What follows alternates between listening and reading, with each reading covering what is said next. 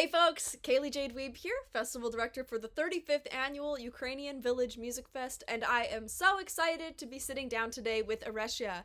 Now, if you're not familiar with Auresia's work, she is a Montreal-based singer, songwriter, musician, producer who effortlessly fuses intricate reggae music with world pop undertones. With roots as diverse as the world's music lovers, and with the passion of her Ukrainian heritage, she is one of the most exciting young talents internationally. Auresia cleverly showcases her authentic musical stylings by combining the traditional sounds of Ukrainian instruments, such as the bandura, over deep, tropical, roots reggae grooves.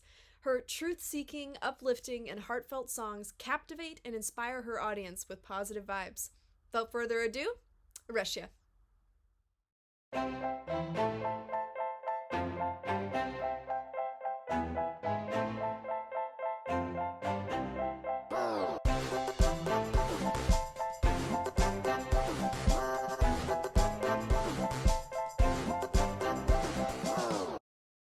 Hey, how's it going today? Hey, I'm happy to be here.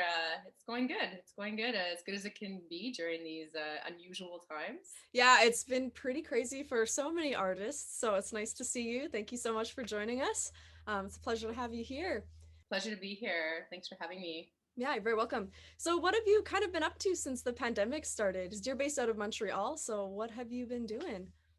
Well, actually, I was in Mexico when it started, and I had a bunch of shows in Tulum. I was finishing my album, my first Ukrainian album, Corinya, and it was kind of shocking. I remember coming out of the ocean and then like going on my phone and there was like 10 missed calls, like emergency, come home, and then like from family and friends. And it was just, I mean, I'm sure it was shocking for everybody. So like and then I wasn't sure if I was going to leave right away, but I was concerned. And then long story short, my shows got canceled and I was like, okay, so let's go home. Let's figure this out. But I mean, we all didn't realize that this was going to be such a long ongoing thing. So yeah, I came home. I felt all right coming home. It was okay. I came early, but I did my quarantine and I cleaned my house and I just worked on some music, just practiced some music. And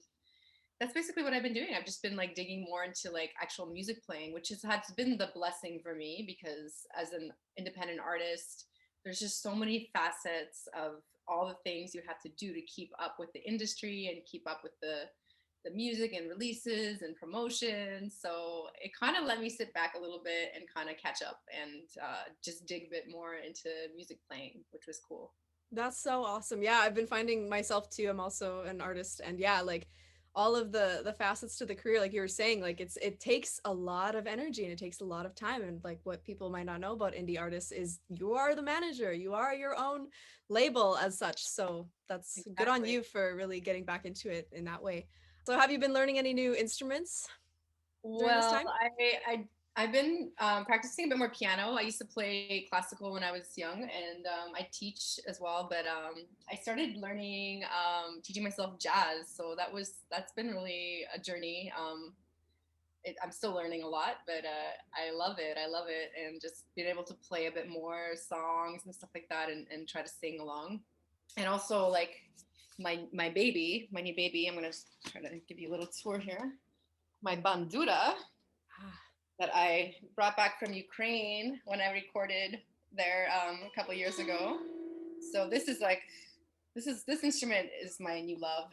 It's I'm finding it really challenging, but I'm starting to be able to play some songs, and I hope to perform one at the festival this year. So Oh, that's so cool.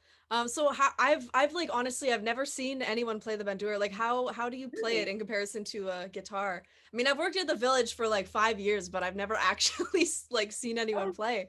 it's So how does that compare?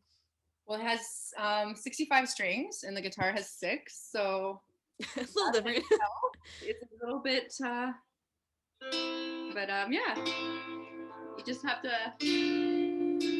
Such a beautiful instrument, though. Yeah.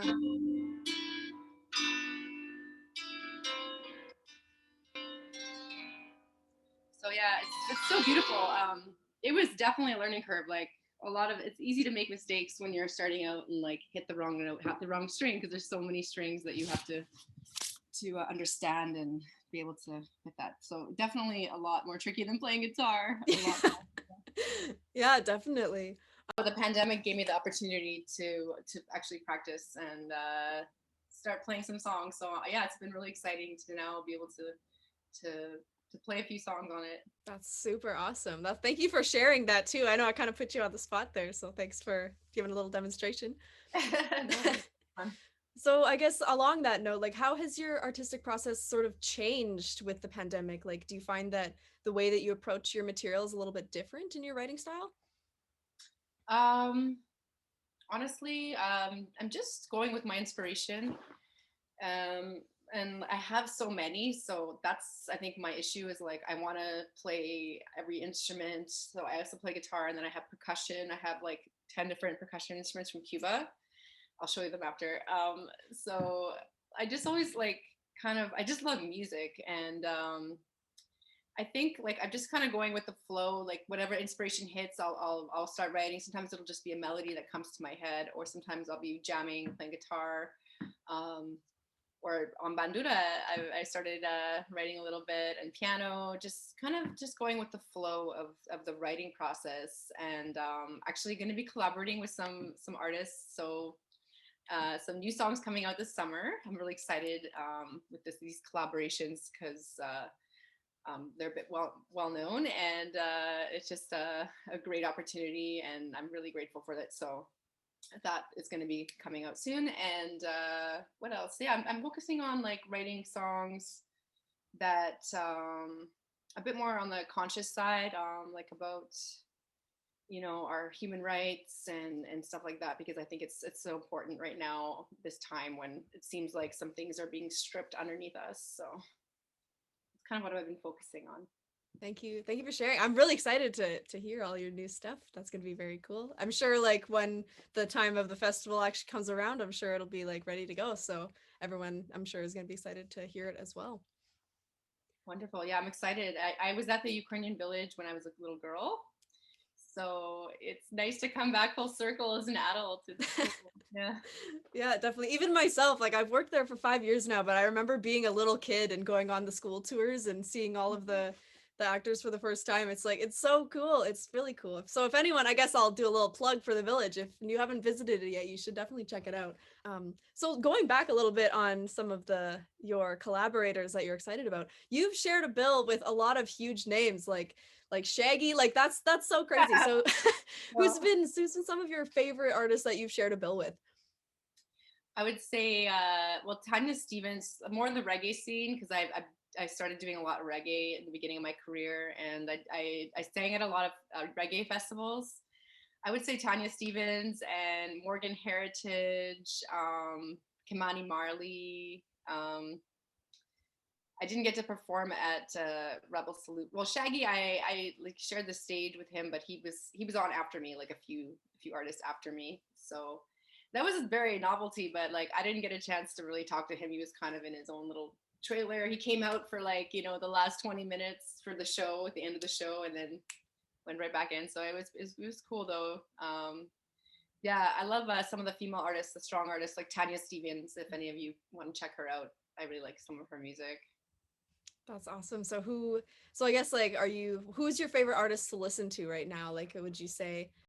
I really like Mortimer. This is another reggae artist from Jamaica. I listen to Savannah and Lila Ilke, Chronix.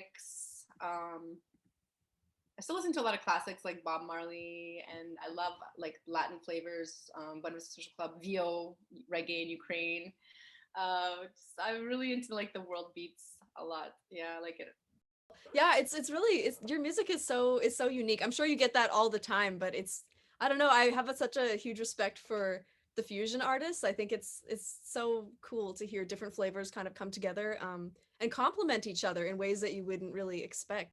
Yeah, it was when I went to Ukraine last and a couple years ago to record my Ukrainian album. It wasn't really planned. Like it was kind of planned at the last minute. So I wasn't really sure how it would work, like reggae, Ukrainian instruments, and so. But I just ended up like it kind of just flowed naturally, like to have the reggae drum and bass kind of rhythm and groove, and then have the bandura kind of floating on top, and keeping that bubble, that loop that reggae has, and also cymbalom, which is another beautiful Ukrainian instrument that I really wanted to put on there and showcase some of my roots and sing in Ukrainian and get to know my culture and dig a little deeper into that and yeah, it was really mind-blowing experience. Yeah, I can only imagine that that's so cool. So you've been performing for a really, really long time, I guess. Since the age of 3. That's very for my long time. So for my parents and their friends mostly. Yeah. so being a young person, do you remember like your first kind of big performance or like your first key performance, I guess, in that sense? I've one really marker for me was when I picked up the guitar and started playing and writing, and I performed my first original song at an open stage, open mic. I think it was in Edmonton, actually. What was the name of the venue? I forgot. It was like near White Ave somewhere. Mm. That was really nerve-wracking. I remember like shaking. Like it was really a breakthrough to go up and sing and do that. But it felt so like after I just felt so good and so on the high, you know, of like so that's when I really knew that I really wanted to pursue performing and writing music. Yeah. Mhm. So for that young person, like, do you have any advice for musicians that are just starting out? Like, if you could go back and talk to yourself, then like, what would you say to yourself? Oh wow. What do I say to myself? I mean, uh I think it can be overwhelming, like the amount of work it takes to record an album and to just get your music out there and get a fan base. But I guess it's a bit easier now with all the social media and stuff like that. So the most important thing is like it's just to follow your passion, like to go like because if you don't have that passion, that drive, like the music industry is a tough business, so you can't just go in and then expect things to go really quickly. You have to go in for the long haul. You have to it has to touch your heart. It has to be something that you're passionate about because otherwise I know a lot of musicians that kind of went up and down and gave up, but I mean there's highs and lows in that too, and it can be disappointing and difficult and frustrating, but just to keep going, just keep going and like find your team, find your crew of people that can help support you in different ways, that can help you do the work that you need to do, whether it's marketing, booking, or promo, and recording as well. So yeah, just keep going is my main advice. Thank you. Thanks for sharing. So yeah, I guess like I'm really excited to hear all of your new stuff. So is there a release date yet? Do you have any other upcoming shows that you want to talk about? Um, I did a few online shows, and I'm a little bit bored of them, but I miss playing outside. I'm gonna do a couple live shows with some streaming as well Mm. in the summer, probably outside. I just don't have any confidence in venues being open, so or festivals are happening. I'm in a few festivals online, but you can check my website actually to keep up to date with that. Auresia.com. It's AURESIA.com. Um, but yeah, like I'm promoting my album. I have a new music video coming out for one of my singles, Zakohana, which means so in love. So that's coming out in May 3rd. So if you want to check that out, it's on YouTube. It's same thing, Auresia Music. You can connect with me there, subscribe, and you'll get a notification for the new music video. I also have a few of my other music videos I recorded in Ukraine, and yeah, I think I'm just kind of going with the flow. Like it's hard to plan these days with everything that's going on and everything is changing constantly. So yeah, that's pretty much the best way to keep connect with me is on Facebook or Instagram, my website, and YouTube. Awesome. Before we kind of close off, did you still want to give the little show and tell of your Cuban percussion instruments? Yeah, sure. Here, I hold on. recorded a couple albums in Cuba, and I absolutely fell in love with the music and the instrumentation there. And so, let me see. Here's like my little percussion. Let's do this. Am I angling this right? Yep. So I have my conga, segare. Then I have all my shakers like my maracas, Actually, this is from Brazil, so some of these are more international. And then I have the Huiro. And actually, this is like the real shigare, the professional one. It's really loud. And this is one of my favorite little things I learned how to play. It's really not that hard, but it's once you get it, it's just one note. It's a conch. So I got it in Mexico, and it's just so beautiful. Sometimes I play it off my balcony. Yeah, I don't know. It's kind of silly, but I really like it. Yeah. That's cool. No, like, do you just kind of like send a note into the night? Yeah, send the note into the ethers and Hope vibes. someone. I find it sends a lot of good energy too. It's like a nice vibration, you know? Yeah. Yeah, definitely. Hopefully someone will answer your call someday. Just send it back. Yeah, it's pretty funny. And then I have Jimmy in my living room here, always staring at us, staring me Oh down. yeah. A friend of mine was moving to New York, and she couldn't fit Jimmy in her car at the last minute. She's like, can you take care of this? And I said, sure, and now I love it. So I think it looks pretty good with my guitar. Oh yeah, it does. And he's staring like right into my soul too. So, it's It's a beautiful picture. Actually, Jimi Hendrix is one of the first songs I performed on guitar was by Jimi Hendrix that I learned and performed. Yeah. Do you remember which song? So yeah, Purple Haze. Purple Haze. Sweet. Sorry, I missed that. But okay, well, thank you so much for sitting down today and joining me in a little bit of conversation. I had a really great time talking to you. So thank you. Дякую. Yeah, дякую. Looking forward to the concert. Yeah, me too. And have a great rest of your day. It's been a real pleasure. Thank you so much. Bye. Thank you so much for joining us today. I had an awesome time, and I hope that you did as well. So if you'd like to see a little bit more of Auresia, make sure that you tune into our festival stream happening in July for an exclusive performance. Дякую for joining us. До побачення.